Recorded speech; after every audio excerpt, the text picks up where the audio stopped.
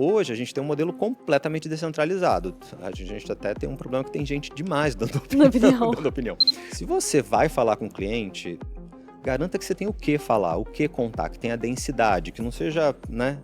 Não seja uma conversa, não seja espuma, né?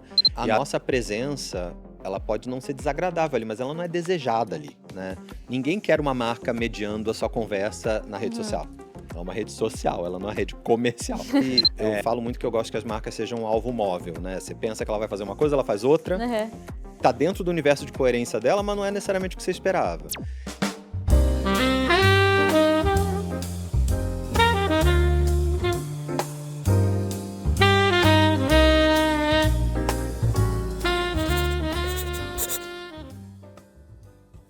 Quando você pensa em ketchup, você pensa em Heinz.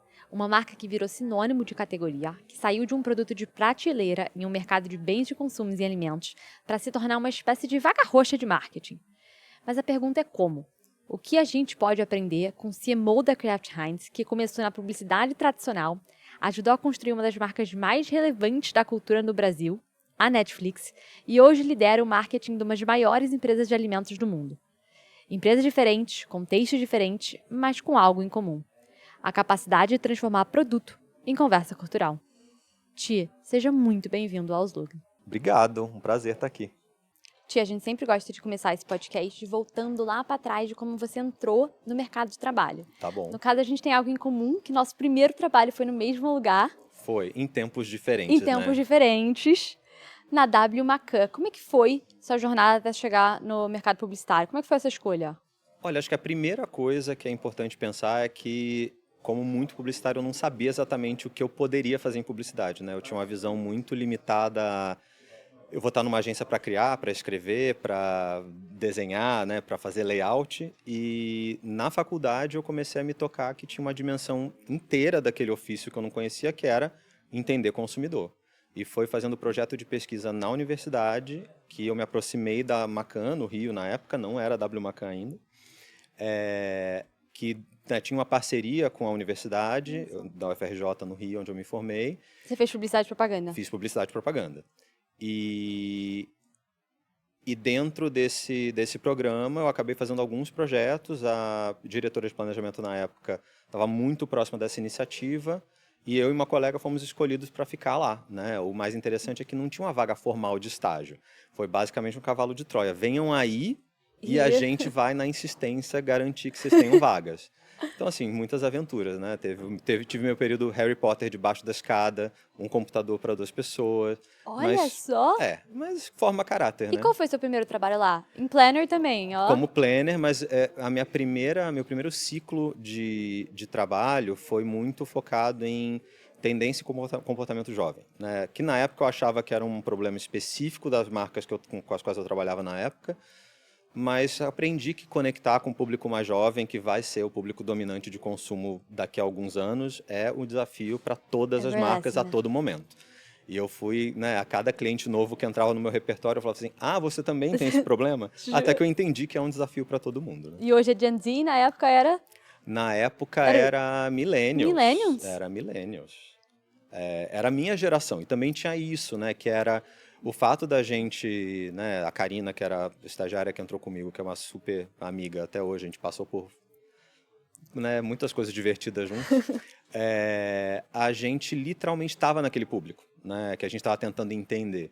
Então, acho que essa intimidade, essa generosidade, essa abertura para traduzir de verdade o que estava acontecendo ali, né, na cultura, no Brasil como um todo também, né, ajudou muito a gente a ter relevância. Mas tem uma outra coisa que me impressionou muito e acho que pautou muito a minha experiência de trabalho, uma coisa que eu quis levar para a vida, foi a generosidade de quem estava em volta, de escutar, de tentar entender, de decifrar um pouco aquilo, porque às vezes a gente falava de um valor, de uma ideia, de um comportamento. E a coisa mais fácil, quando você está fora daquela geração ou fora daquele sistema de valores, eu falo assim, nossa, me faz o menor sentido. E foi muito legal ter uma generosidade genuína de quem estava em volta para falar assim, me conta mais, deixa eu entender. E acho que isso acabou, né, ao longo do tempo, me inspirando a ser um líder que tenta parar e escutar, né? Mesmo quando o ponto de vista é diferente. Aliás, sobretudo quando o ponto de vista é diferente.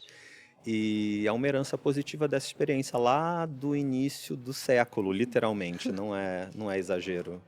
Muito bacana. A gente estava falando disso antes de começar, né? Como hoje em dia tem várias ideias, né? Tem a agência que vai trazer ideia, tem só a pessoa do seu time interno, tem o consumidor que vai trazer ideias, e você vai olhar e falar, nossa, absurdo, não me identifiquei com nada, acho que não vale pra marca. Aham. Só que eles vão estar um clubinho ali, rindo daquela ideia e falando, cara, mas eu achei sensacional. E como é que você pega ali, né, como tomador de decisão de, isso aqui vale, mesmo eu não enxergando valor, Uhum. mas para eles faz sentido, ou isso aqui não vale, mesmo que eles estão É. enxergando valor?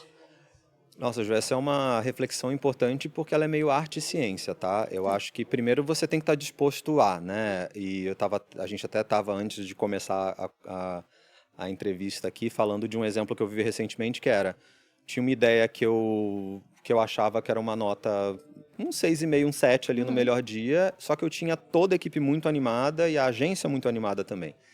E estatisticamente eu não posso achar que a minha opinião é a que mais vale, tendo essa galera toda, né, envolvida, animada, excitada com uma ideia. Então acho que as perguntas que eu fiz foram, tá, mas qual que é o tamanho desse comportamento? Quanta gente fala disso? Quão influente é isso? Quantas pessoas estão conectadas com esse insight? Que acho que era para mim um jeito de entender qual que é a intensidade da relevância do que a gente quer fazer aqui.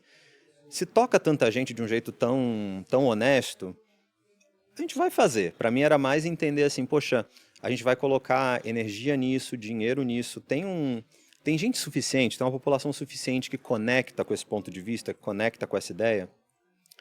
Esse, para mim, é o principal filtro se uma ideia que eu não necessariamente entendo faz sentido, que é, tá, mas qual que é o tamanho do grupo para quem essa ideia vai fazer sentido?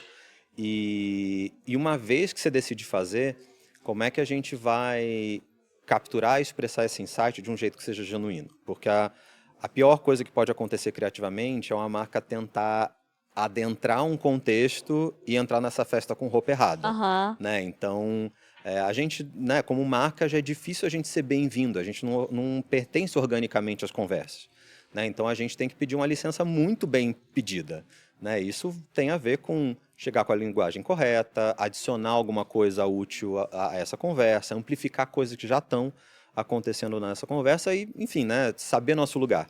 Então, para além de identificar, né, qual que é o tamanho, a potência daquele insight, mesmo que você não entenda ela completamente, tem essa orquestração que é como é que a gente vai estar lá como marca, que papel que a gente tem ali, que postura que a gente vai assumir e garantir que a gente não vai ser um espanta-rodinha, né? Que a gente vai deixar aquela conversa mais coesa, mais bacana e as pessoas felizes com a nossa presença e não se perguntando, nossa, o que essa marca está fazendo aqui? Perfeito. E bom, e depois de Macan, você seguiu na carreira de agência por um tempo. Segui na carreira de agência, eu sou do Rio, né? Eu costumo Temos dizer. isso igual, então. Exato, em exílio voluntário em São Paulo já há quase 20 anos. Eu continuei em estratégia, mas mudei para São Paulo em 2007 para Talent, para cuidar de Banco Real num momento muito especial que era a transição dele para Santander, né? O Santander tinha acabado de comprar. Banco Real foi uma referência de posicionamento porque ele inaugurou sustentabilidade como uma conversa de posicionamento no Brasil. E foi muito legal porque acho que ainda é um segmento de negócio que tem um repertório criativo muito limitado, né? Sim. Hoje você vê, tem agências brilhantes tentando esticar um pouco, né, esse universo criativo, mas não é raro você ver gente, eu costumo dizer, gente feliz passando cartão em maquininha, né? Um sorriso, sabe, aquela coisa. E acho que ter trazido esse combustível novo, né, porque você compra, é quase você comprar uma caixa de lápis de cor nova para pintar o seu desenho, né? Você tinha 6 lápis, aí você compra uma Deluxe que vem 36 lápis, porque você acha um assunto novo, né, uma conversa nova, eu estava muito encantado com isso com o Banco Real, né? E também tive de bônus a experiência de o que acontece quando você junta marcas tão potentes, né, como o Banco Real e Santander. Então foi uma experiência muito legal como planejador, assim, acho que peguei um bicho grande, complexo logo de cara, que foi um MBA ali, não digo forçado, porque eu estava bem feliz em estar ali, mas inesperado, Inesperado. né, e denso, né, sobre como gerir marca. E me apaixonei por São Paulo também por conta de densidade de talento, né? A gente tem talento no Brasil Com inteiro. certeza. Felizmente, acho que a gente está no mercado que reconhece cada vez mais isso. Mas São Paulo ainda tem essa vantagem de que é o lugar que reúne esses talentos. Então, essa densidade vem daí, né? Da gente de São Paulo ser um polo de atração. E é muito legal você sair daquele lugar, né, da câmara de eco, em que você tá ali, você e outra pessoa pensando planejamento, quando você vê tem um mercado inteiro pensando planejamento, gente, tendência, isso é muito bacana. E fiquei, né, 4 anos na Talent muito prósperos, assim, foi um lugar que me ensinou muito e um lugar que trouxe uma coisa de planejamento para mim que eu não tinha na época, que era é uma bobagem falar isso, mas planejamento é ferramenta de negócio. Eu estava vindo de um repertório muito de planejamento como inspiração. Então ele Uhum. não De era. campanha, né? Trazer Então ele não era ideia. fim, ele era meio, né? Perfeito. E eu fui provocado a pensar, não, planejamento é fim. Você vai ter um clique de insight de consumidor, de tensão de consumidor, que ele é um produto, né? Então você precisa garantir que você entregue valor a partir da sua própria entrega, e não que você vai construir uma ponte para alguém entregar valor para o cliente.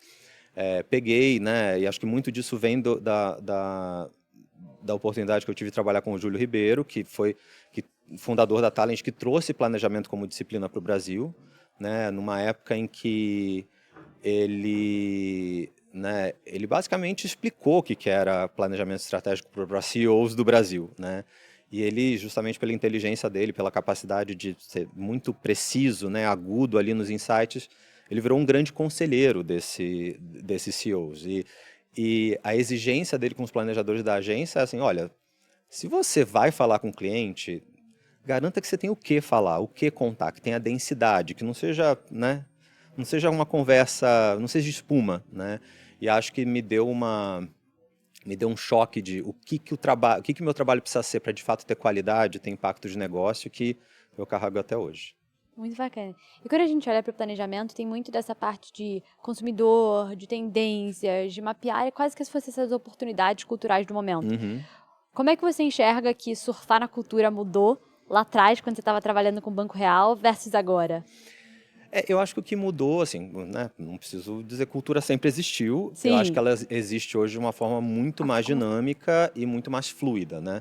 É, eu peguei justamente essa transição entre uma construção de opinião muito pautada em mídia offline, né, como a gente costuma chamar, em que as opiniões saíam de menos gente ou de menos fontes e demoravam, né, Entendi. para irrigar, né, a população toda. Hoje a gente tem um modelo completamente descentralizado. A gente até tem um problema que tem gente demais dando Na opinião. opinião. Dando opinião.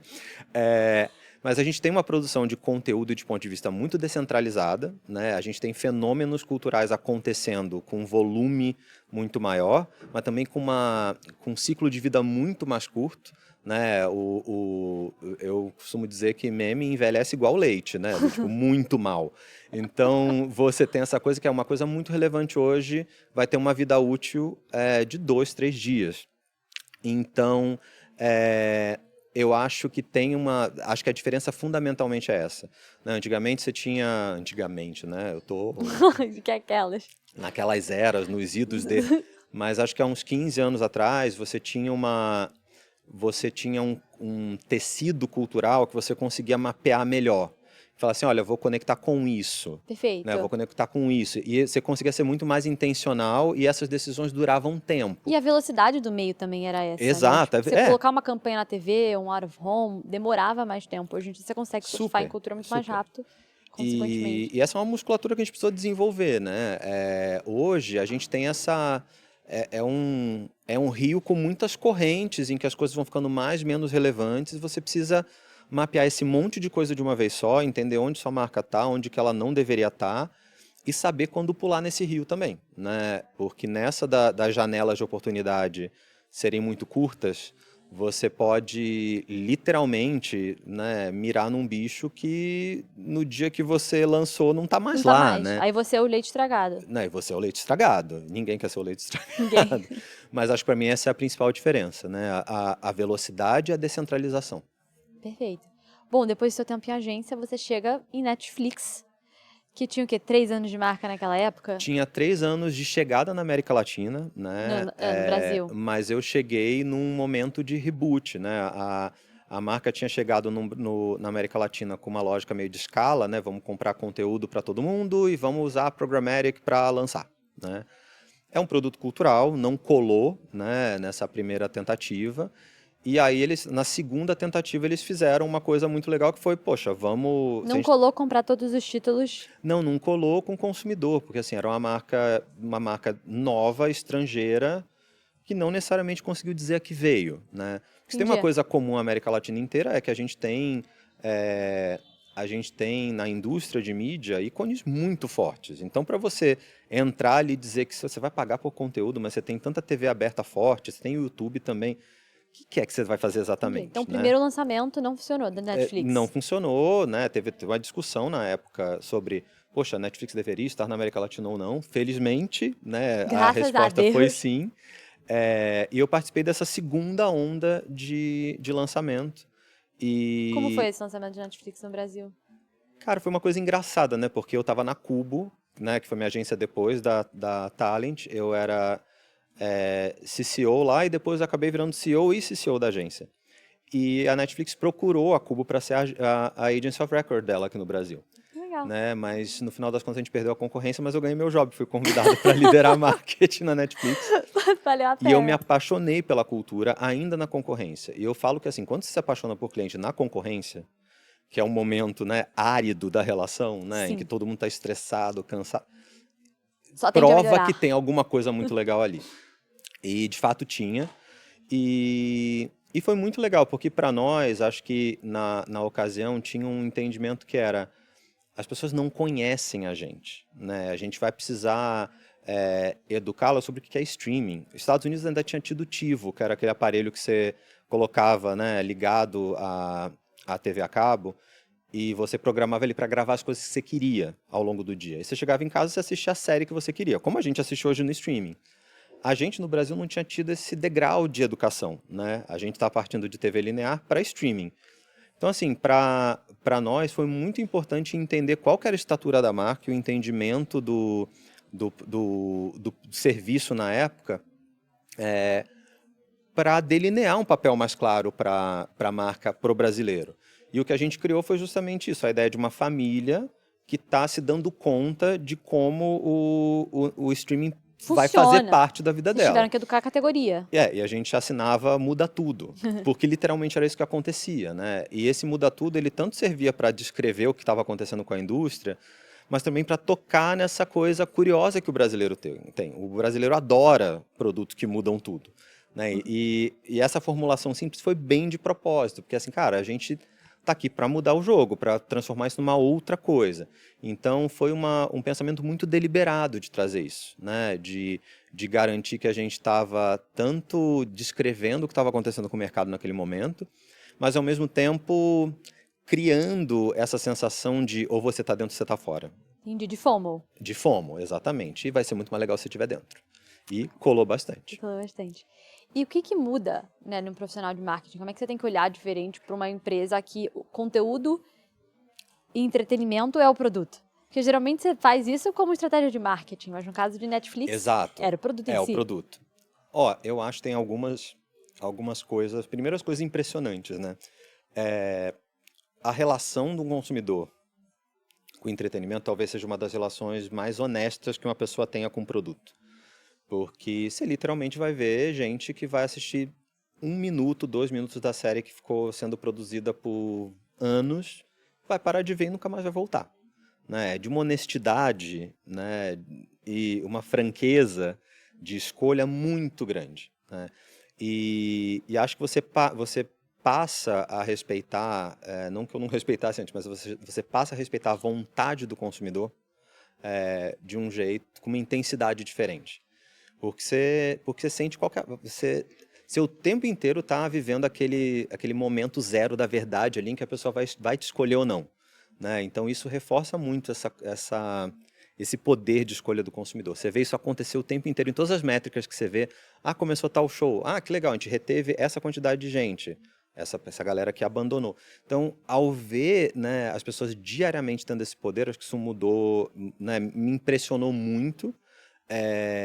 E também me ajudou a pensar que conteúdo não é uma coisa que você convence alguém a assistir num aspecto discursivo, porque eu não descrevo uma série para você gostar da série, eu preciso mostrar, né? Eu tinha vindo de um lugar, né, eu atendia marcas incríveis, mas em que você basicamente precisava dizer por que que o que está dentro da lata é legal, né? Por que que o cheiro daquilo que você vai passar em você é gostoso.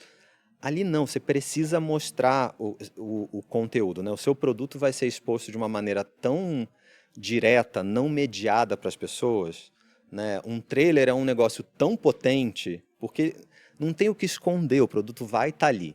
Então tem uma dimensão de verdade de produto ali que é muito impressionante, né? E que coloca o consumidor, justamente por ser, né, operar nesse lugar, coloca o consumidor, acho que no patamar mais alto do seu poder. Tipo assim, nossa, isso é uma droga. Não vou assistir. Não vou assistir. Ou então assim, cara, você vai, né, promove isso, aquilo. Nossa, achei muito ruim. E também tem essa coisa pra mim que a modelagem de comportamento para entretenimento, do ponto de vista de você gostar mais ou menos de uma coisa, é muito limitada, né? Porque no final das contas é você sentando e falando assim, nossa, esse filme que todo mundo tá gostando, não tô gostando. As pessoas são muito francas sobre conteúdo. Então tem um limite com que a gente consegue estimular. Tanto que o nosso papel, estrategicamente, na companhia na época era, vamos garantir que as pessoas deem o play e que elas falem a respeito, né? Aí já conectando com uma ideia de que as marcas hoje existem dentro de um espaço de cultura popular digital. Você precisa habitar esse lugar para que o seu dinheiro de mídia seja potencializado. Perfeito, e é engraçado como a Netflix sempre teve esse comportamento, né? O Uhum. sucesso delas, dos títulos, era pautado se elas conseguissem penetrar a cultura. E Exato. hoje em dia é meio que o papel de toda marca, né? O sucesso Exatamente. depende disso. E voltando para sua pergunta, eu acho que ali eu também pude viver mais um MBA da vida, que era, olha, essa marca que faz isso, né, obrigatoriamente porque está dentro da cultura pop, ela tem vários ensinamentos, vários princípios de trabalho que podem ser exportados para outras marcas, né, Perfeito. mesmo fora do segmento de entretenimento. Hoje, principalmente depois da minha ida para o Porta, eu vejo que a diferença, não que sejam iguais, tá, mas a fronteira entre entretenimento e publicidade contemporânea, ela está muito mais é, ela é muito mais Embaçada, né? embaçada do que a gente imagina. Ou pelo menos deveria ser. Deveria ser. E durante esse período da Netflix, você lançou a Tudum. Sim, sim, sim. Como é que foi isso? Como é que foi enxergar esse movimento cultural e falar, nossa, vão apostar nisso, e que no fim do dia virou algo global da marca, né? E nasceu no Brasil. Nasceu no Brasil. Cara, foi muito legal porque a gente tinha uma organização que valorizava muito inteligência cultural local, né? Então, tinha uma cultura que permitia que você chegasse com uma ideia que potencialmente, né, seria absurda aos ouvidos de outras pessoas fora daqui e falasse, mas eu entendi seu ponto, vai aí. E Tudum foi uma alucinação coletiva, assim, foi um monte de gente querendo, né, endereçar uma coisa louca que era... A gente tendia a empacotar todo fã de série dentro de uma coisa geek, né? Tá. Que na época era até hoje, né? Muito bem servida pela CCXP, que é a maior Comic Con do mundo. Hoje, né, coincidentemente, eu almocei com o pessoal da CCXP, viraram parceiros da vida toda. E a gente entendeu, mas tem um fã que não tá aqui, né? Tem um fã que é o fã das séries de romance, das séries de suspense, que não necessariamente estão no universo primário geek, né? E tem pessoas também que vivem o seu conteúdo de uma maneira diferente, que é uma maneira mais ligada a lifestyle. É sobre qual que é a moda desse show, qual que é a estética dele, qual que é o soundtrack desse negócio. Então tem um outro jeito de viver conteúdo que é mais tridimensional, assim. E o Tudum nasceu como essa plataforma de materialização dessas experiências mais completas de conteúdo. E em que a gente, né, o nosso primeiro evento foi na Bienal, E a gente transformou a Bienal num lugar de imersão em universos de conteúdo, em que você tinha a música da série, a coreografia da série, o artista da série, um jogo da série. Você tinha palestras sobre o tema da série. Então você vivia essa multiplicidade de um jeito muito interessante. E como o público falou muito pra gente naquela vez, assim, não é mono, não é agora eu vou escutar a música, agora eu vou ver a série. É meio que todas essas coisas ao mesmo tempo. Né? No meu quarto eu tô lendo sobre um negócio enquanto eu tô assistindo a série, enquanto daqui a pouco eu vou dar pausa na série e vou É um escutar a música. consumo fragmentado. Então a gente trouxe essa fragmentação também para dentro do evento e deu muito certo, porque acho que tocou num lugar que era um vazio de interpretação de consumidor, né? De fato tinha uma coisa ali que não era o consumidor geek, que estava sendo, né, servido, por assim dizer, pela Comic Con e acabou virando a plataforma global de conexão Netflix Fan. Mas, de novo, também, né, agradeço a generosidade dos meus chefes e a parceria dos colegas que estavam comigo fazendo isso, né? Que foi, né, dos colegas bancarem fazer isso em conjunto e dos chefes não necessariamente entenderem tudo que estava ali e falar assim, bom, vamos apostar nesse negócio, vai. Você tem aí. Depois, né, com o videocase do negócio, né, muito Aí- mais fácil dizer, bom, bora aí, né? 50 mil pessoas pulando feito louca na Bienal, fica bonito na fita e tal, ficou mais fácil.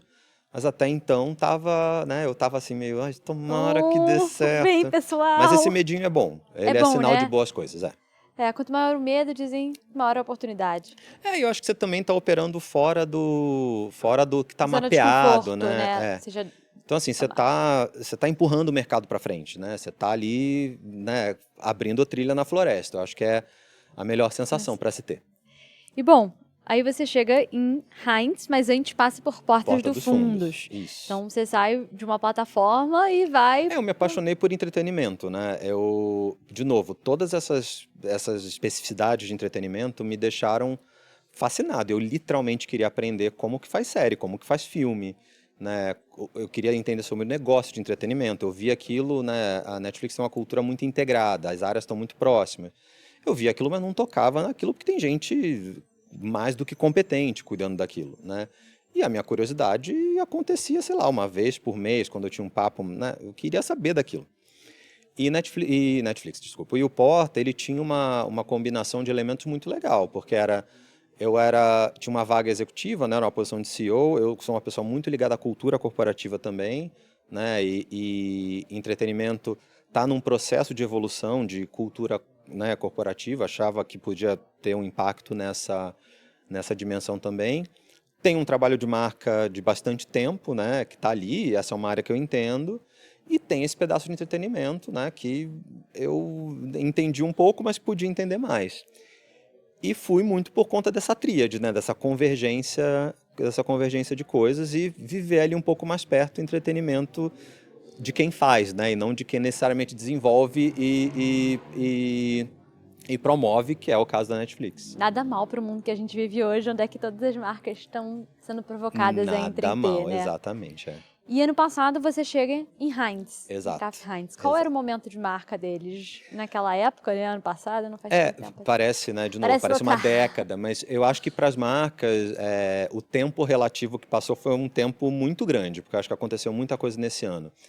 A gente tem um portfólio de marcas muito potente, né? Conta para o pessoal qual é o portfólio de marcas. Então a gente tem Heinz, né? Que talvez seja a marca com maior visibilidade. Mas a gente tem Hemmer também, que é uma marca de uma tradição e de um saber fazer, de um craft incrível. A gente tem Quero, uma marca, né, de uma dimensão nacional, de uma pegada nacional muito grande. A gente está falando de uma marca que 6 a cada 10 lares brasileiros tem Quero, né, dentro. E BR Spices, que é a última a entrar nesse portfólio, que é uma marca que traz inovação, né, para tempero numa velocidade que até está ensinando a gente nas outras marcas que já estão no grupo há mais tempo, como é que a gente pode inovar e iterar mais rápido, porque está na genética dessa marca, né? E o que é muito legal é que, assim, são marcas com desafios de mercado muito diferentes, com contornos de marca muito diferentes também. Os públicos se cruzam um pouco, mas basicamente você precisa exercitar musculaturas diferentes para cada uma delas. Isso me interessou muito. Mas o que me trouxe / impressionou positivamente quando eu cheguei foi ter um CEO que é um ex-CMO, né, o Ariel, é uma pessoa que acredita na disciplina de marketing, acredita em construção de marca, e acho que tem muitas organizações em que o CMO precisa provar que branding funciona, que publicidade Com funciona. certeza.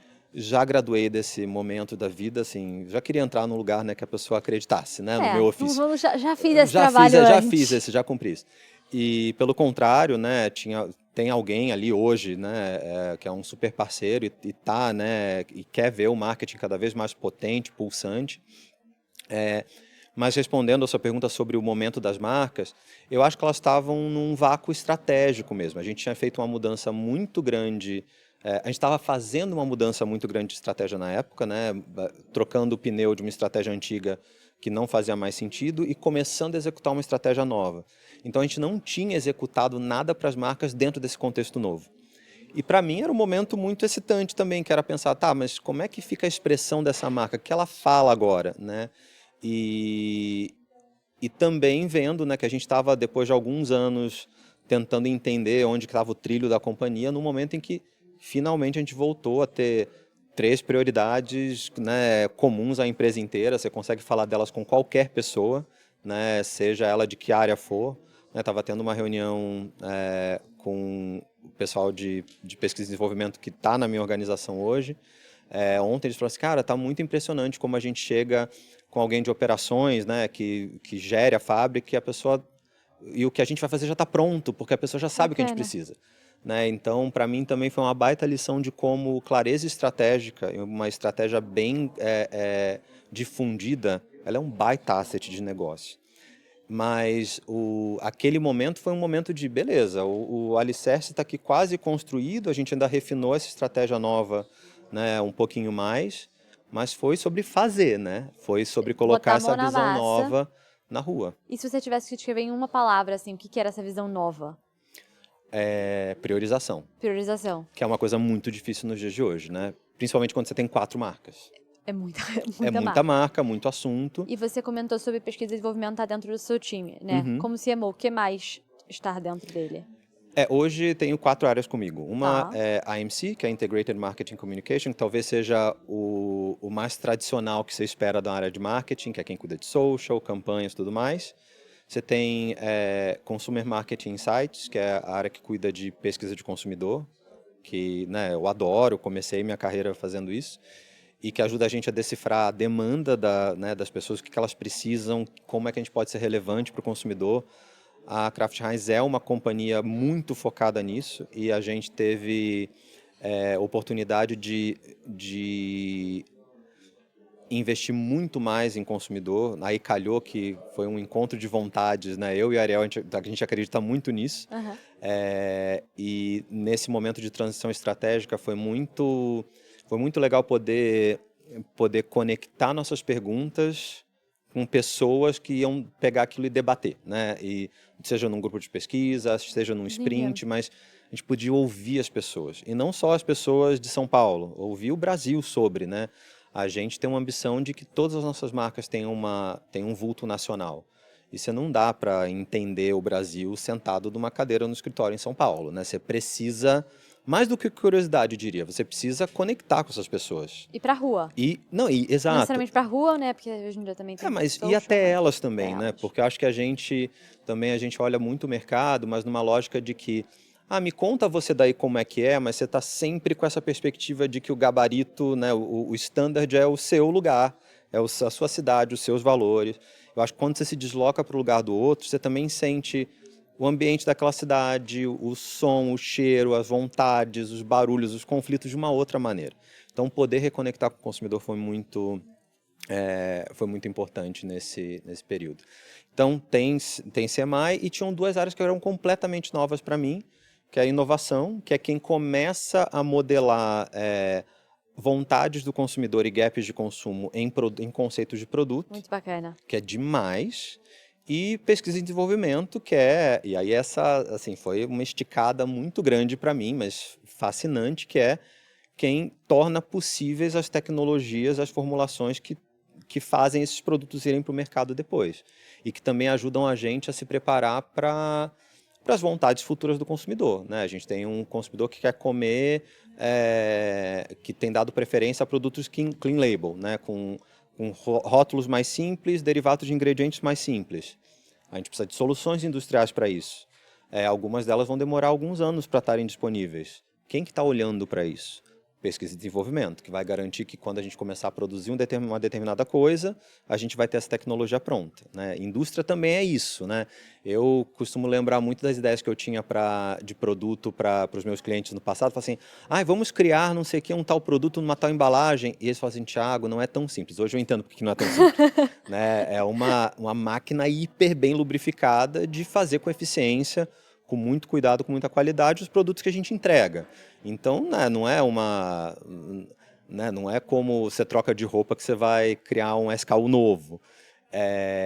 Então, ter essa estrutura que é dedicada a entender o que está vindo e já preparando a gente para estar pronto, né, quando aquela coisa ficar relevante, ou até para que a gente paute o mercado e a gente mostre para o mercado que aquilo é relevante agora, que tá a minha ambição é essa, né, na verdade. É fundamental. E para mim foi muito legal também como profissional né, discutir, né, como é que você faz a enzimação de ovo, por que você, né, quanto sólido de tomate tem no nosso... Acho que foi um repertório novo para mim, que, né, como uma pessoa curiosa e nerd, foi muito legal, né, poder aprender sobre isso. E Kraft Heinz é muito ligada a essa história da origem do produto, né? Como é que a marca começou? Tem uma coisa muito legal que eu vejo que é uma marca que tem uma consistência muito grande num valor central, que é a obsessão por qualidade, né? O Henry Heinz, que é o fundador da marca, ele teve um insight que era, as pessoas compravam uma conserva de raiz forte, isso a gente está falando de final do século XIX, em embalagens fechadas em que você não via exatamente a cara do produto, né? E ele foi um cara que falou assim, nossa, mas por que aquilo que eu vou comer, que eu vou levar para minha família, né, é uma coisa que está escondida aqui dentro, que eu só vou ver como tá depois que eu chego em casa e abro. E ele criou essa conserva de raiz forte, né, de horseradish, numa embalagem de vidro, porque e a lógica disso, eu não tenho nada a esconder. Porque eu tenho uma obsessão por qualidade. Sou eu que faço o sourcing dos meus produtos, sou eu que faço o processamento da minha matéria-prima, sou eu que faço o processamento delas. Eu não tenho definitivamente nada a esconder. Inclusive, esse vai ser meu pacto, vai ser um pacto de transparência com as pessoas. E acho que tem um fio que conecta, né, a Heinz... Aliás, a Heinz não, o Heinz daquela época, que está falando de um indivíduo, a Heinz de hoje, né, que é o legado do Henry, né, que é essa obsessão por qualidade, né? Eu entrei, a minha primeira, já trabalhei com clientes de indústria, mas nunca tinha estado na indústria como gestor. Foi uma das coisas mais emocionantes chegar numa plantação de tomate nossa e falar assim, é daqui que vem, né? É um lugar em que você entende a cadeia inteira e você entende que assim o valor que você, como pessoa de marketing, vai poder traduzir para o consumidor, ele é altamente dependente de como a gente planta tomate, né?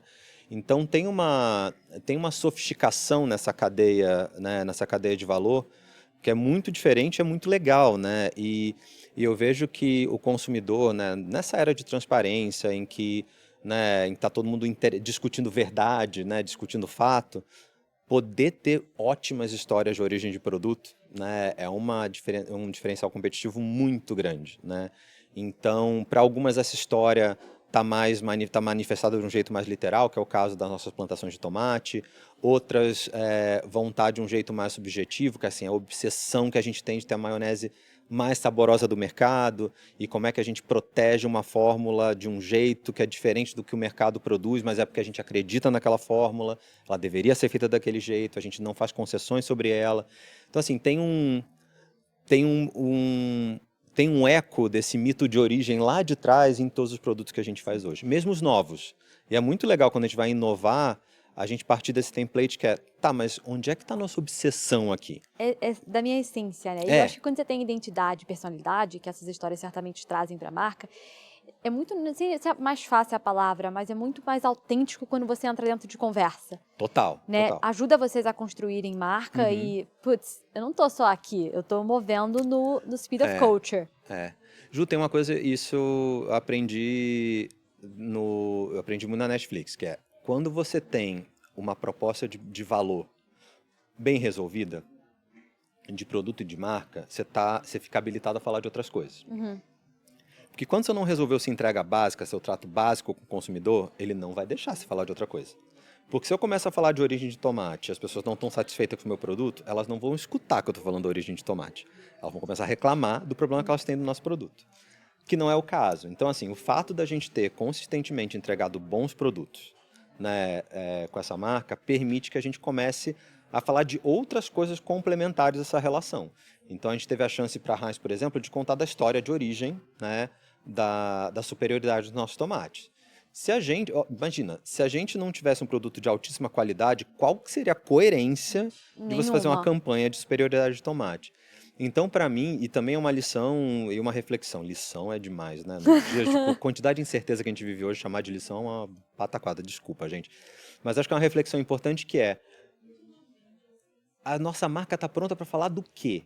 Porque tem momentos em que você precisa falar de produto ainda. Sim. Você precisa endereçar dores que estão, né, ali acontecendo no consumidor. Da qualidade do tomate, do Exato, sabor. tem momentos que você precisa falar de, tipo, por que seu produto não está funcionando?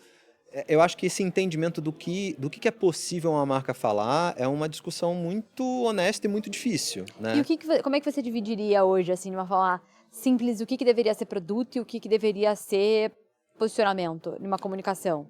Tipo, 30-70, não, Ah, eu, depende, eu acho que essa proporção, para mim, ela não é fixa. não é fixa. Eu acho que a gente, né, apesar dela não ser fixa, eu não acho que a gente deveria ir para os absolutos, e publicidade tem esse vício, né, do pêndulo, que é você é fundamentalista e fala só de performance, aí depois você desiste, fala e Só de compra uma... um guru que vai falar só de comportamento e manifesto. Para mim, essa é uma simplificação muito grande do que a gente faz, né? E eu tento abandonar essas falsas dicotomias todas. Gente, a gente precisa de comunicação de performance que construa a marca, né? Não vamos fingir que dá para fazer de outro E os jeito. dois podem ser feitos juntos, né? O E às vezes emocional vem que uma coisa tangibilizar que no é, produto. nossa, eu escutei isso esses dias, assim, tem um lado feio da publicidade, dos números. Eu falei, gente, mas quem que falou que é o lado feio da publicidade? Eu sou uma pessoa, né, que na reta eu tô mais na subjetividade, na criatividade. A potência que eu consigo dar para o meu trabalho a partir do contexto que o número traz é muito, não Muito dá para grande. chamar isso do lado feio. Não, Então, assim, acho pelo que contrário, acho que é é o que a gente ganhou com a publicidade, principalmente com o digital. total. Não, e a autoridade que você ganha, né, de poder falar assim, olha, essa ideia funciona, né? Então, eu acho que fazer esses repartes, para mim, é muito complicado, assim, e simplifica muito o que a nossa função é. Eu acho que boa parte da inteligência está justamente modulando essa proporção ao longo do tempo. Tem hora que, por exemplo, ano passado, a gente falou bastante de produto, né? Porque a Tá. gente queria expandir a penetração da marca e começar a construir relevância de Heinz para um público ainda maior. Então, eu precisava entender que, apesar de eu estar aqui no Brasil e ser líder, eu precisava apresentar meu ketchup para algumas pessoas, né? E acho que aí também tem aquela coisa, você precisa olhar o mundo pela perspectiva do consumidor. Para um monte de gente, Heinz é referência, mas você nunca provou. Deixa eu me apresentar para essa pessoa e dizer por que ela escolheria, por que ela pagaria um pouco mais pela marca. Então, ali foi um momento de produto. Por outro lado, a maneira com que você expressa aquilo, né, que no nosso caso não pode ser quase, tem que ser Heinz, ele pode trazer aspectos de conduta da marca, de atitude da marca, que já contam um pouco de quem a marca é. Então não é que você precisa, né, abafar um completamente para falar do outro. Você pode alternar isso e tem uma arte aí de você combinar os dois no mesmo lugar. Eu fundamentalmente não acredito só em performance e só em branding. Acho que essas coisas deveriam andar sempre juntas e sem essa falsa dicotomia de que elas não são primas irmãs. Perfeito. E quando a gente estava falando sobre na Netflix, né, a gente falou que outras marcas poderiam aprender com esse universo de cultura e entretenimento, que era o produto da própria marca. O que você acredita que você trouxe de conhecimento de entretenimento de marca que você aplica hoje em dia na Heinz? Eu acho que esse entendimento do poder de cultura popular digital, né? Eu sempre falo cultura popular digital, porque aquilo ali né, é um bicho impressionante, né? É um fermento para conversas tomarem tamanhos que são impensáveis, né? A gente não tinha ferramentas de disseminação de uma conversa, de uma mensagem com esse poder até pouquíssimo tempo atrás, né? E o que a gente tinha era muito centralizado na mão de poucas pessoas.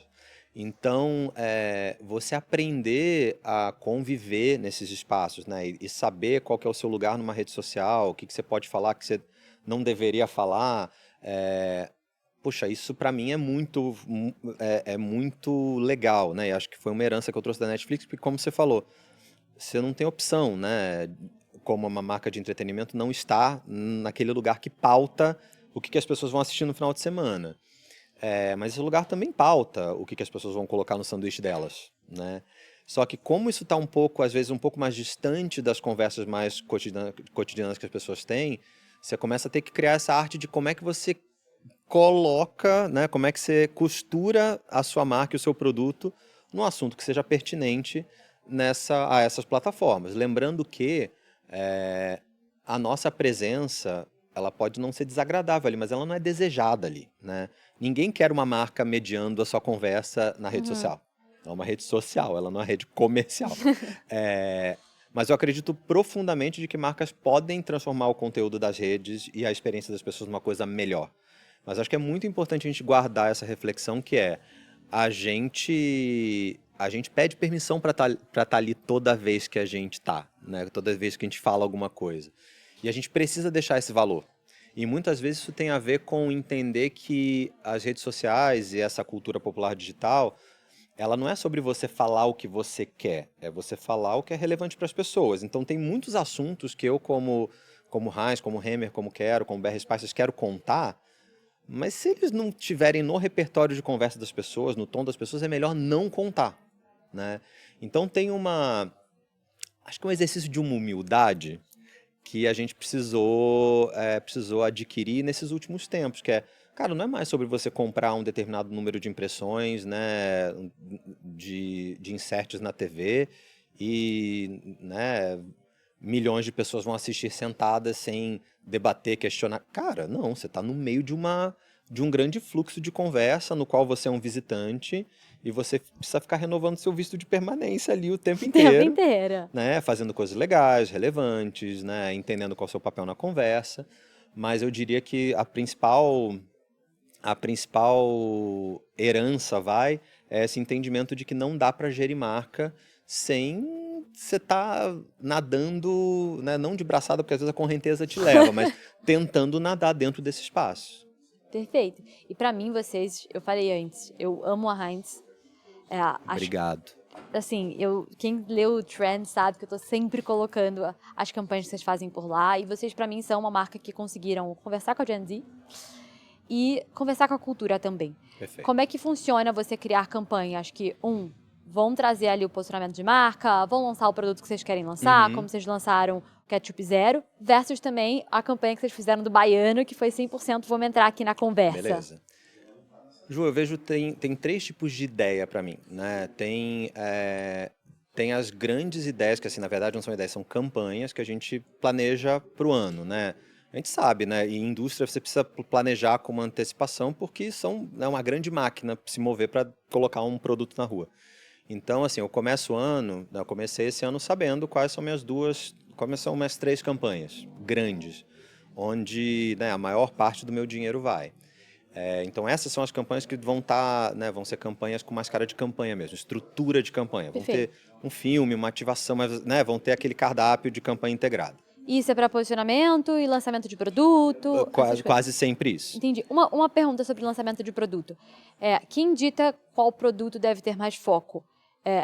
Eu quero vender mais desse produto, então fazem uma campanha de marketing mais forte em cima dele, ou vice-versa? A gente vai bombar porque a gente acredita que tem um comportamento super atrelado ao que a gente quer comunicar, e aí a gente influencia. Podem ser duas Pode ser as coisas, duas mas na coisas. verdade o que é muito importante, eu gosto de falar isso sempre, marketing é uma ferramenta de negócio. E no meu caso, eu vejo muito marketing subordinado ao plano de negócio da companhia, que é um plano traçado com um monte de gente junta na sala, um monte de perspectivas. Então, quando a gente decide que a prioridade é maionese, a prioridade é molho, sei lá o que for, essa é a escolha estratégica da companhia. Então, assim, não importa de onde veio, o meu entendimento é que, assim, cara, a gente vai otimizar todos os nossos recursos para fazer isso aqui funcionar. E aí, importa menos de onde veio, como chegou. Para mim, o que importa mais é que, de fato, a gente dê suporte integrado àquele projeto que é o projeto principal de todo mundo ao mesmo tempo. E assim, então tem essas campanhas grandonas. Tá. Aí tem as coisas de oportunidade, que são... Porque assim, né, eu falo muito que eu gosto que as marcas sejam um alvo móvel, né? Você pensa que ela vai fazer uma coisa, ela faz outra. Uhum. Tá dentro do universo de coerência dela, mas não é necessariamente o que você esperava. E essas ideias podem Ela chegar surpreende, a né? A marca tem qualquer que momento. surpreender. Exato. Então a gente fez agora, né, uma ideia da David, que era Queridinhas da Vovó, que a gente literalmente chamou os consumidores para, né, crochetarem capinhas para suas maioneses Heinz, porque as avós, que estão acostumadas às marcas antigas de mercado, elas amam crochetar coisas para o filtro, para o botijão de gás, né, pro lavabo, enfim, né, crochetam para qualquer coisa. Falei assim, cara, vamos ganhar o coração dessas consumidoras no afeto, né? Então vamos fazer um crochêzinho para a embalagem de maionese de Heinz, para que elas entendam que tem alguém aqui que, né, que nutre um afeto profundo por elas e que elas deviam dar uma segunda olhada pra gente. Essa foi uma ideia que apareceu, assim. E como todas as melhores ideias, essa é uma ideia que, assim, você lê o headline dela e fala assim, eu quero fazer agora. Né? E essa ideia não estava dentro de um planejamento. Ela estava dentro de um repertório de prioridades. A agência sabe quais são nossas prioridades. Então, se a nossa prioridade é maionese, ketchup e molho, a gente precisa que as agências saibam, porque elas vão pensar dentro desse contexto. Então, quando chegou, já bateu no nosso coração, porque assim, isso aqui é o tipo de coisa que a gente quer fazer. Mas ela não estava no calendário. Ela é o tipo de ideia que exige que você se mova com flexibilidade também para poder fazer coisas legais. E aí tem né, essa terceira, que é até prima dessa do meio, que são as ideias muito rápidas, né, que tem tempo para acontecerem, que é como a ideia do Baiano Tem um Molho, que foi, né, ele precisava acontecer Como ali que foi nos o dias processo do dessa Oscar. ideia sair do papel? Ju, a ideia foi um processo simples, né? Minimiza o trabalho que a galera teve, mas Assim. o processo de decidir sobre a ideia foi muito simples, né? Executar não tão simples, mas basicamente foi uma conversa de WhatsApp com a Lari, que é a head da área de AMC, ela me mandou, falou assim, a gente tava com vontade de fazer isso, achamos que tem tudo a ver, eu falei assim, bora lá, assim, acho que começou por aí. Porque aí você coloca a máquina em movimento. E aí acho que também tem esse momento chamo do ato de fé. Porque assim, você vai ter que dar um pulo nesse penhasco, entendeu? A ideia não tá pronta. Não tá na melhor versão dela. Ela não tá de banho tomado, cabelo penteado ainda. Entendi. Mas você tem que, né, você vai criando um repertório para entender que assim, tem potencial ali, né? Mesmo que ele não esteja manifestado completamente. Normalmente é assim que vem, mas você tem que agarrar. Vamos fazer dessa ideia, né, que tá aqui meio capenga. Ela não tava capenga. Mas, né, tinha um potencial Sim. claro ali. Bora fazer.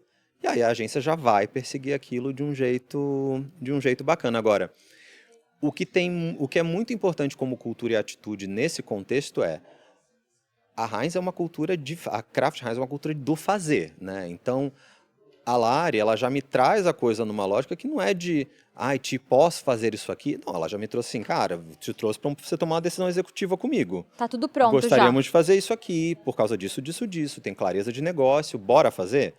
E entre ela fazer, a gente está discutindo que outdoor a gente vai comprar na Califórnia, sei lá, foi menos de 24 horas. Porque também é isso, assim, tem essa cultura popular digital que a gente ama, né, com a qual a gente ama dialogar, ela tem portas e janelas que abrem e fecham com velocidades inimagináveis, né? Isso pauta muito também qual ideia vai pra frente ou qual ideia não vai, Total, né? porque tem ideia que, assim, por mais rápido que você possa ser, você já entende que ela tá no final da vida útil dela. Você fala assim, não quero ser essa pessoa que chegou por último, né? e só vai ver o lixo da festa no chão. não quero ser. Mas tem uma coisa que eu não posso deixar de falar, Ju, que é a gente gerencia esses momentos de marca, né? E as coisas mudam de ordem. Por exemplo, 2 campanhas grandes da gente mudaram de ordem ano passado, né? Essas que estavam planejadonas, As grandes. as grandes, elas mudaram de ordem. Eu flipei, né? Uma coisa que aconteceu agora no início do ano aconteceu antes, e a coisa que aconteceu no final do ano passou para frente. E eu acho que isso tem muito a ver com, de novo, a gente ser uma ferramenta do negócio e precisar estar sintonizado no fluxo de negócio. A gente, né, na ocasião, a gente entendeu que, poxa, a gente vai ter uma capacidade de produção elevada para esse produto aqui, então é melhor a gente trazer isso aqui para frente. E meu trabalho não é convencer o pessoal de operações, não, briga aí para você... Não, assim, de novo, marketing está a serviço do negócio da companhia. Nosso negócio é produzir condimentos, taste elevation, como a gente gosta de dizer. Então, assim, meu trabalho é me ajustar a isso. Então, planejamento é muito importante, mas a gente não deveria morrer pelo planejamento. Ele não é fixo. Ele não é fixo. Acho que é muito importante de exercitar isso. Ele não deveria mudar, porque é importante a gente ter um plano de voo, mas ele não deveria ser imutável a ponto da gente limitar a nossa capacidade de fazer bons negócios Certeza. por conta dele. Então, no fim do dia, vocês priorizam muito colocar na rua versus se vai dar errado ou se vai dar certo, né? Tem uma margem aí de erro bem grande, você diria. Eu acho que a margem de erro é uma coisa com a qual a gente vai ter que lidar sempre. O que eu acho que a gente discute muito, e acho que isso pode parar uma ideia, se a margem de erro for o consumidor não conectar, né, não gerar o potencial orgânico de dispersão que a gente... Isso é uma coisa. Ok. Outra coisa é, poxa, tem uma marca que arrisca a credibilidade da marca, tem uma ideia, né, que arrisca a credibilidade da marca, o equity da marca, né, toca em discussões que são sensíveis, né, entra em espaços no qual a gente não tem autoridade, aí é uma outra história. Entendi. Né? Então é muito mais olhar para a situação e falar, tá dentro da nossa coerência de marca, da nossa proposta de valor? Se tá tudo bem errar. Sim, e acho que hoje a gente tem uma vantagem e essa para mim é um modelo mental bacana para decidir o que vai e o que não vai acontecer, a gente tem condições de mapear mais ou menos qual que é o pior cenário possível de lançamento de uma coisa e qual que é o melhor cenário possível do lançamento dessa coisa. Se você tiver confortável com esse range, tá tudo certo. Go for it, né? Exatamente. Então, né, a gente tem muita ferramenta de mensuração, né, é mais subjetivo, mas a gente tem a experiência das pessoas dizendo, puxa, isso aqui, de repente, pode ter esse ângulo de PR que não vai ser tão legal. Mas a gente consegue criar esses cenários. E aí fica um jogo de, poxa, eu tolero o pior cenário possível? Qual que é o nível de dano, de custo que ele vai me trazer?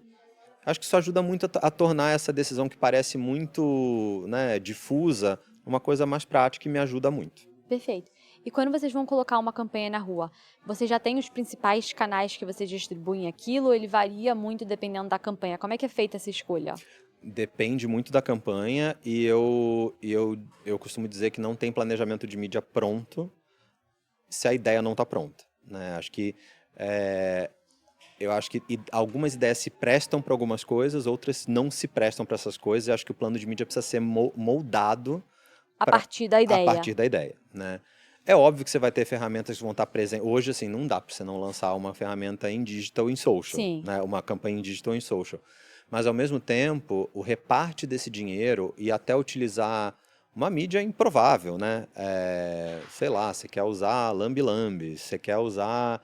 Né, plaquinha do moço que vende ouro, né, no centro da cidade.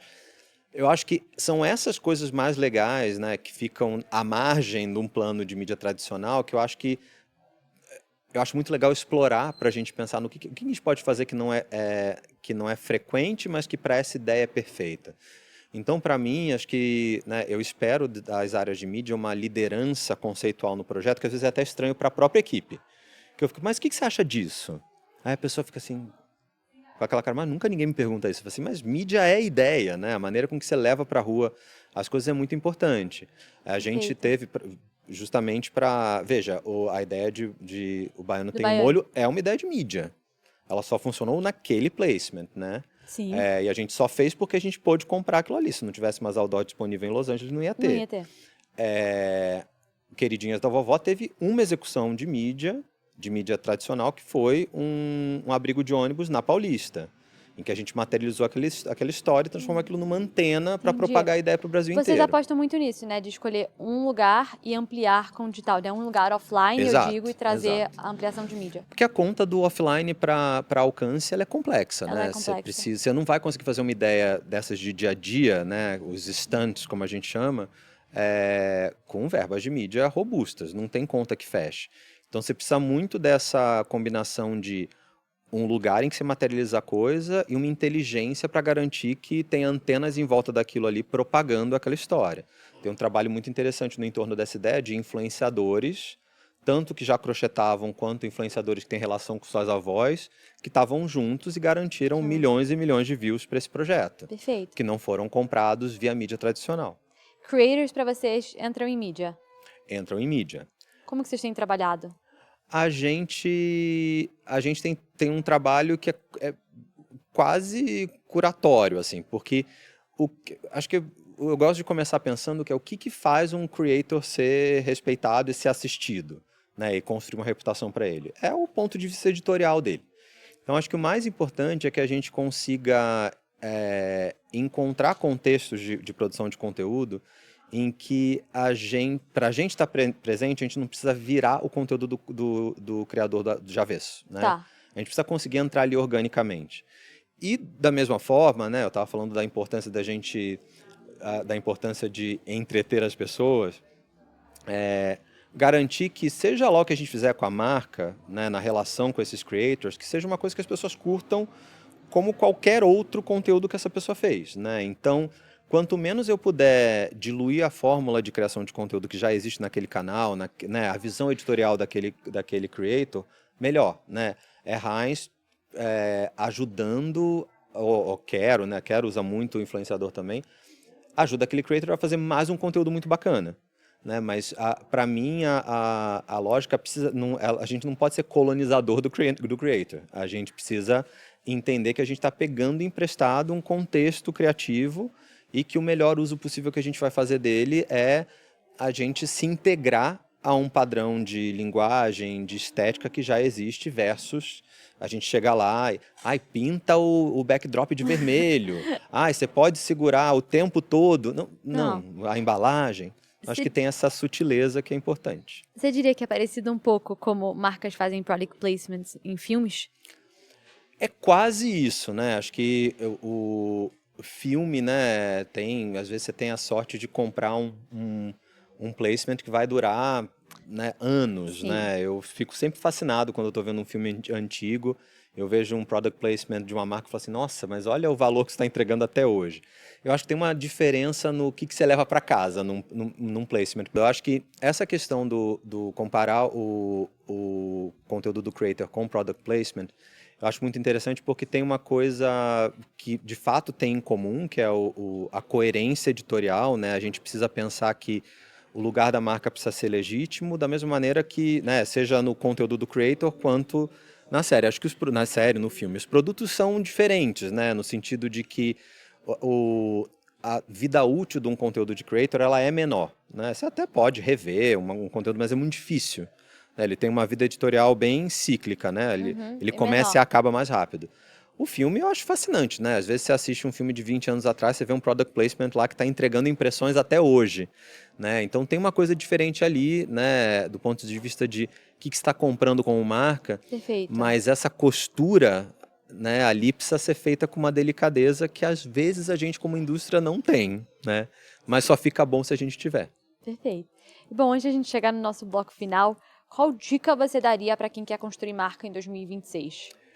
Eu vou dar a dica mais velha de todos os tempos, que é comece pelo consumidor. Eu acho que hoje a gente está, né, vou estender um pouquinho a história, mas comece pelo consumidor é a minha resposta oficial, tá? Perfeito. Mas eu acho que a gente está vivendo um tempo novo em muitos aspectos. E acho que o consumidor está lidando com tensões e necessidades que ele não consegue verbalizar. Tá faltando vocabulário pronto para isso. Ele ainda está processando, Ele ainda está aquela processando. mudança. E eu vivi, nossa, mais uma vez, vou aqui, né, dar indícios da minha idade. Eu lembro quando chegou o smartphone no Brasil, né? A gente, né, eu fiz um dos primeiros grupos de focus group conversando com gente que começou a usar smartphone e usou para pesquisa. As pessoas não tinham palavra para falar. Você perguntava o que você está achando, a pessoa começava a rir. Nossa, Legal. E é óbvio que tem vocabulário ali, é óbvio que tem sensação ali, é óbvio que aquilo tem nome. Mas a gente está num momento em que talvez a gente tenha que fazer um pouco parto desses nomes, o parto dessas tensões, né? E então, assim, eu acho que é um desafio muito maior, porque a gente está tendo que, né, andar em terreno, né, a gente não tem mapa para andar na cabeça do consumidor, mas ao mesmo tempo que ao delimitar um comportamento novo, ao dar nome para uma coisa, né, e tem um monte de coisa nova agora que está sem nome ainda, eu acho que a gente ganha uma capacidade de chegar na frente, de ser mais relevante, de construir um vínculo, de ocupar um vazio na vida das pessoas que é muito bacana. Então eu diria que começar pelo consumidor sempre, mas hoje especificamente porque a gente está num mundo que está do avesso, né? Tem tanta coisa que a gente não sabe o que vai acontecer, né? Tem situação sociopolítica no mundo, tem AI que a gente não sabe para onde vai, né? Tá transformando a vida da gente numa velocidade que obedece uma curva que a gente nunca viu antes. Então, assim, as pessoas estão indecifráveis nesse meio. Quer dizer, elas parecem indecifráveis nesse meio, mas eu acho que se a gente pensa, elabora, a gente pode trazer um fio de interpretação, de sanidade aí que pode mudar a estatura de uma marca, mudar a potência de uma campanha. No fim do dia, é para as pessoas, de pessoas, Exato. né? Às vezes a gente pira e esquece disso, mas é isso. É isso. Bom, nesse último bloco a gente traz 3 perguntas que a gente traz para todos os convidados. Tá bom. Tá? A primeira dela é, eu tô aqui aprendendo com todo mundo que vem aqui. E aí minha pergunta é inversa. O que você diria que todo líder de marketing deveria desaprender? Eu acho que eu até toquei nisso, mas é morrer pelo planejamento, né? É você se apegar tanto ao que você já definiu que você vai fazer Aquela e ideia, esquecer né? que aquelas coisas, não é nem só a ideia, Ju, acho que, eu vou fazer tal produto, tal coisa, não sei o que, não, e você, e a sua principal missão não é mais gerar impacto de negócio, gerar impacto de marca, é fazer o que você prometeu fazer. E às vezes essas coisas não respondem mais nem ao negócio, à necessidade do negócio, nem à necessidade de marca, mas você faz mesmo assim, porque afinal de contas você definiu o que você ia fazer. Botou no PowerPoint, fez animações, não sei o que, apresentou para um monte de gente. Então acho que desaprender esse componente que está até no nome de alguns de nós, né? Ser planejador estratégico. E a gente parece que estratégia é essa coisa, né, sólida. E eu acho que a estratégia ela precisa ter uma coluna vertebral, né, central, mas ela em volta ela tem pedaços que plugam e desplugam, né? Você precisa ter uma consistência, uma coerência, mas você também precisa ter uma soltura para responder à velocidade do tempo e das pessoas. Então, acho que desaprender para mim é desaprender um pouco a ser o fundamentalista do planejamento, né? Eu fiquei lembrando disso também quando eu falei que a gente mudou a ordem de campanha. Sim. Né? Eu me vi, né, olhando para aquela mudança com outra mentalidade, falando assim, nossa, isso seria um crime em outros lugares, causaria uma crise. Para mim foi só do tipo, gente, bora aí, é o que é certo para o negócio, vamos fazer. Então eu diria que isso, não morrer pelo planejamento. E bom, esse podcast se chama Slogan. Tá. E no outro episódio a gente sempre traz um slogan de uma marca. Tá. A minha pergunta para você é qual é o seu slogan pessoal? Olha, o meu slogan pessoal é uma bobagem, mas ele, ao longo dos anos, ele se prova cada vez mais potente que é seja uma pessoa legal. Seja uma pessoa legal. Eu acho que a gente vive num mundo em que, né, e aí não estou falando no mundo, grande mundo, né? O universo da publicidade, ele é atravessado por muita vaidade, né? Muito, às vezes um entendimento de poder, de influência. É muito fácil você habitar lugares não tão legais da humanidade, né? Estando dentro dele. E é muito legal você ter consciência disso, entender que você pode, né? E aí não importa seu grau de influência, mas que você pode trazer gentileza, sanidade, escuta, acolhimento, empatia para esse espaço, né? E aí não tem nada a ver com, né, não dar um feedback duro, não ser firme, mas entender que isso tudo precisa acontecer dentro de um terreno de humanidade e respeito, né? Eu acho que a gente, como indústria, a gente se permitiu esquecer disso por muito tempo. Então eu sempre falo que ser uma pessoa legal é simples, mas Te leva muito longe. efetivo e necessário. E a última pergunta, ela é sempre deixada pelo último convidado, tá? Tá. E aqui deixaram pra você o que você jamais faria sendo um profissional de marketing? O que eu jamais faria sendo um profissional de marketing? Eu tomaria decisões sozinho. Eu jamais tomaria decisões sozinho. Acho que tomar decisão no vácuo, ela simplifica demais decisões cada vez mais sofisticadas que a gente precisa tomar. E acho que a gente ficou viciado, e os algoritmos fizeram isso com a gente, né? A gente está muito acostumado a esse túnel algorítmico em que parece que todo mundo concorda com a gente. Aham. Então é muito fácil a gente cristalizar crenças que não fazem o menor sentido fora da cabeça da gente. Então acho que uma coisa que eu sempre tento fazer é dividir o ponto de vista com o outro, escutar como aquela pessoa reage. E eu deliberadamente escolho pessoas que tendem a não concordar comigo. Que é uma coisa porque também tem isso, né? A gente sabe com quem a gente alinha, né, mais fácil. Assim, então o que você acha disso? Eu acho lindo. Mas você é sempre lindo, afinal de contas, né? Então, assim, é bom a gente se expor à diversidade, à diferença. E acho que diversidade também se manifesta dessa forma, que é uma coisa, né, muito importante para uma cultura corporativa, ter gente com backgrounds, crenças, origens, histórias de vida diferentes justamente por conta disso. Você vai ter gente que vai traçar outros ângulos para olhar para a sua ideia, para a sua convicção. Então, acho que o que eu tentaria não fazer jamais como líder de marketing é tomar decisões sozinho, no vácuo, sem considerar a perspectiva do outro. E agora, qual pergunta você deixa para o próximo convidado? Olha, eu vou deixar uma que eu não vou responder, mas que me bugou um dia desses, que é: o consumidor tem sempre razão? Gostei. É boa. Bom, simples, mas... Fiquem com essa, assistem o próximo episódio para saber a resposta de quem vai responder. E, Tia, muito obrigada. Eu podia passar o dia inteiro aqui conversando com você. Foi um prazer. Eu nem viu a hora vibe passar. foi essa. Obrigado. Muito obrigada, viu? Imagina.